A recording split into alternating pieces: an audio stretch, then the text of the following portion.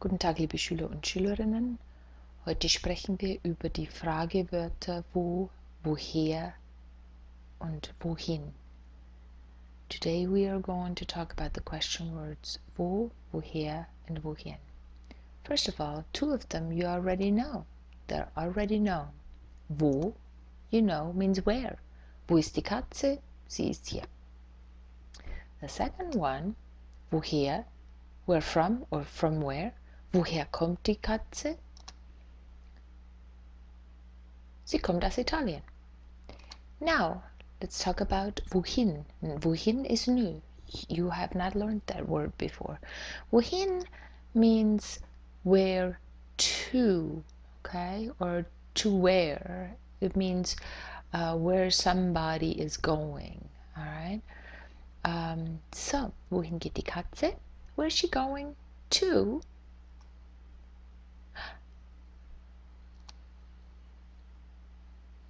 Sie geht in die Synagoge. She's going to the synagogue.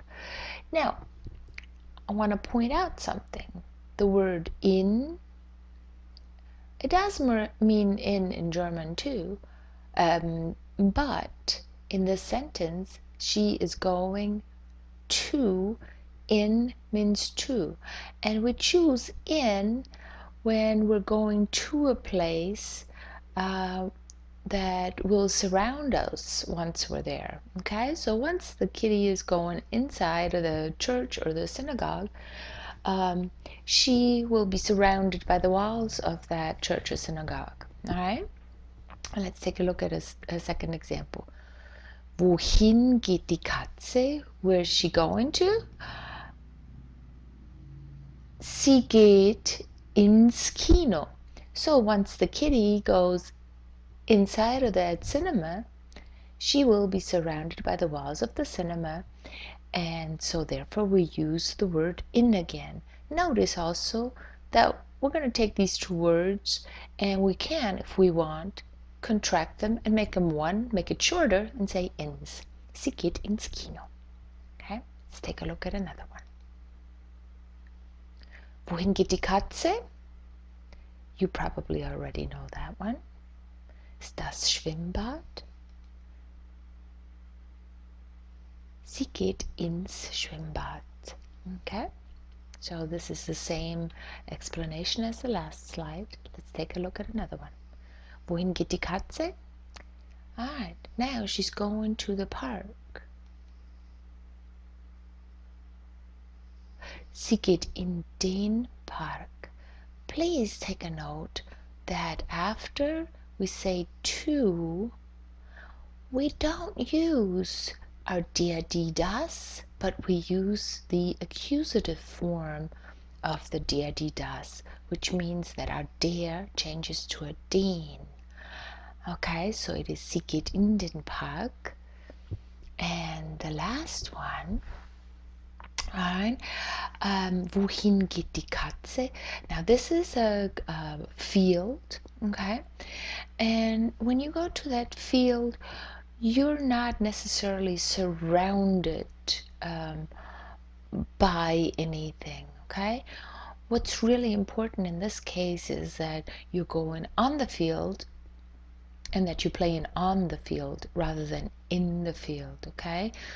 So when we're on something, on a place usually, as in Sportplatz, we would use the word auf to express to. So she is going to the athletic field, and in this case we use auf because she will end up on top of the field, okay?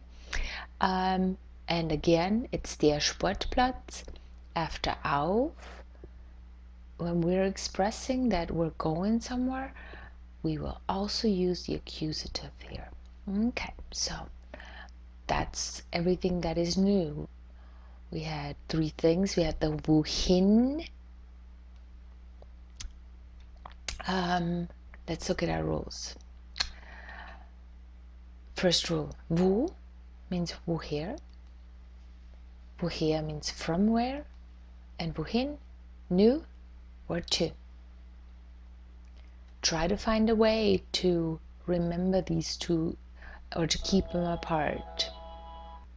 Okay, now let's look at the other rules that we learned. First one, to express that you're going to a place, you will use in if you're going to end up inside, for example, buildings, but also, as we've seen also with the swimming pool, usually there's some kind of a fence around, so we would also use in this case when you go into the pool. Use auf when you're going somewhere that where it is important that you are on top of it. For example, on a place, Sportplatz would be a good example here. In both of these cases, the place is going to be in the accusative, okay? What does that mean? That means that the der will change to a den. The other ones stay the same, so you don't have to worry, but the der will become a den. Also try to remember that when we say in das, oftentimes you will have that contracted to sound ins. Und das war alles für heute. Tschüss, bis bald.